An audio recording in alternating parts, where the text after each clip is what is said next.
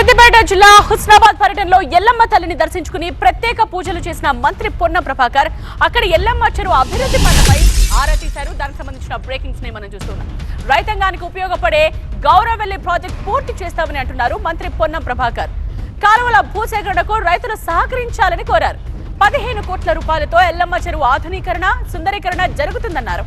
భవిష్యత్తులో tourism హబ్బుగా cup కట్టడం, అలాగే హరిత హోటల్ తేవడంతో పాటు ఎల్లమ్మ చెరువును అన్ని రకాలుగా అభివృద్ధి చేసి బోట్స్ తీసుకొస్తామన్నారు. హుస్నాబాద్ ప్రభుత్వ ఆసుపత్రి పనులు వేగవంతంగా జరుగుతున్నాయన్నారు మంత్రి. అది పూర్తి కాగానే పీజీ కాలేజ్ వస్తుందన్నారు.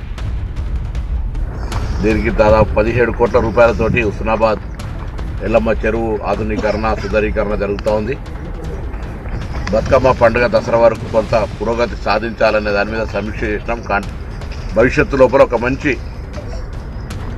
టూరిస్ట్ హబ్గా మారే విధంగా కప్పగుట్ట కానీ, ఒక హరిత హోటల్ తేవడం ద్వారా కానీ చెరువును అన్ని రకాల అభివృద్ధి చేసి వాటర్ స్పోర్ట్స్ సంబంధించిన విధంగా కొంత డెవలప్మెంట్ చేయాలన్న ఆలోచనతో ఉంటున్నాం.